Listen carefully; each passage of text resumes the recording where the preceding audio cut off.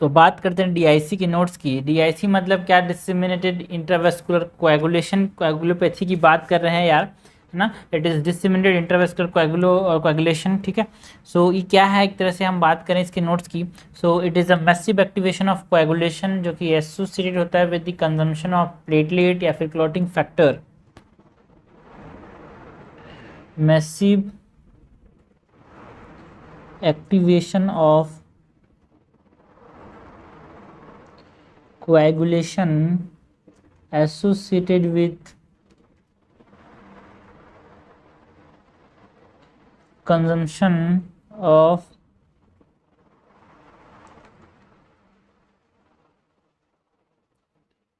platelets and clotting factors।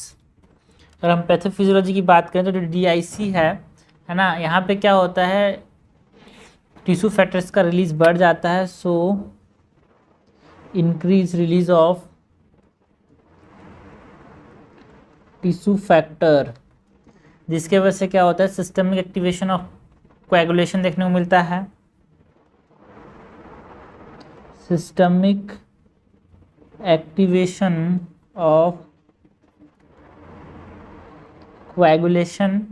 And जब systemic activation होता है कोएगुलेशन का, तो दो चीज़ें होती है, एक इंट्रावेस्कुलर फाइब्रिन का डिपोजिशन होता है एंड एक प्लेटलेट एंड क्लोटिंग फैक्टर का कंजम्पशन होता है।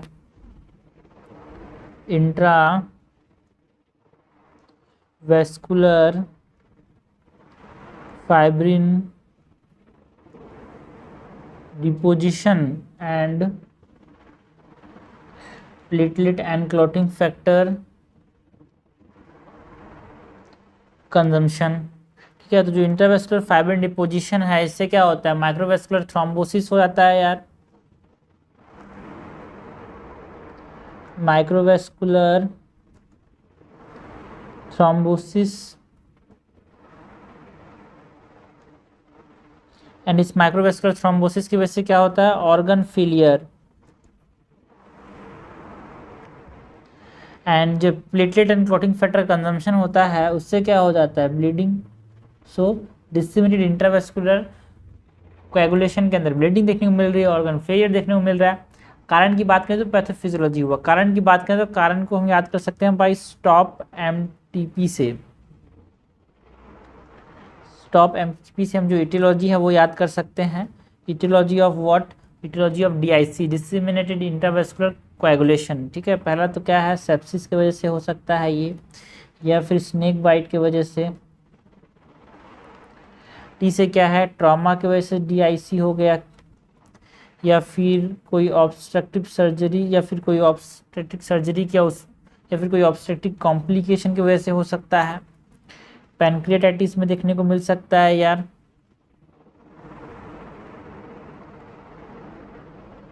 डीआईसी। एंड मैलिग्नेंसी के अंदर हो सकता है।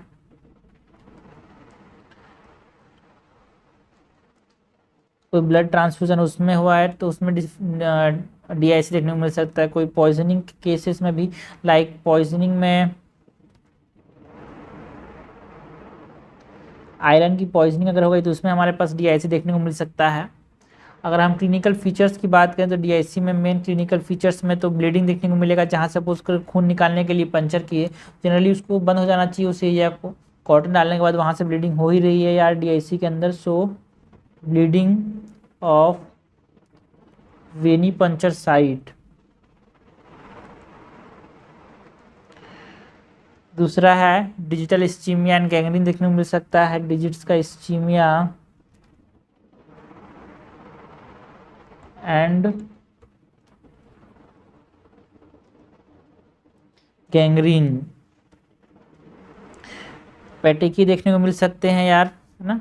एंड एरिथेमेटास मार्जिन देखने को मिल सकते हैं। पेटिकी एंड इकाइमोसिस भी देखने को मिल सकता है। और क्या है भाई, शॉक भी आ सकता है इंसान को हाइपोवोलीमिया की वजह से। तो ये क्लिनिकल फीचर्स की बात की ना। अगर हम बात करें इन्वेस्टिगेशन की, तो इन्वेस्टिगेशन में हम क्या क्या करा सकते हैं, जब सीबीसी कराएंगे सो हाइपोफाइब्रिनोजेनेसिस देखने को मिलेगा, फाइब्रिन कम होंगे यार, हाइपोफाइब्रिनोजेनेसिस फाइब्रिनोजेनेसिस, इनका सिंथेसिस कम होगा। थ्रोम्बोसाइटोपिनिया देखने को मिल सकता है, प्लेटलेट्स की कमी यार, थ्रोम्बोसाइटोपिनिया। अगर हम डी डायमर टेस्ट कराते हैं तो वो क्या हो सकता है, पॉजिटिव हो सकता है। अगर हम पीटी एंड एपीटीटी कराते हैं सो ये क्या होगा, प्रोलॉन्ग्ड होगा।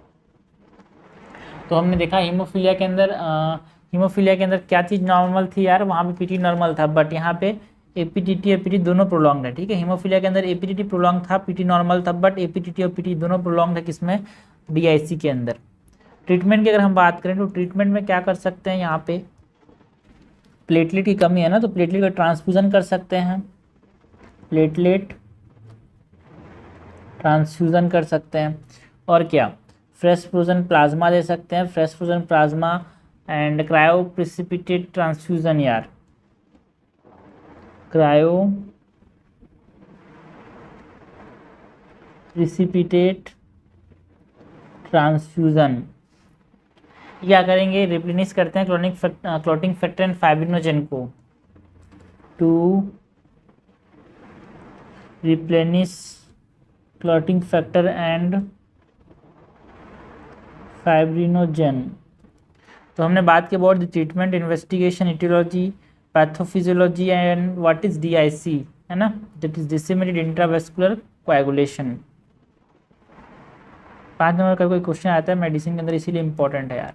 1 पेज नोट्स का मतलब ये होता है जितना हमने पढ़ा उतना लिख के आना है, इससे कम कुछ नहीं होने वाला और ये याद भी रहता है।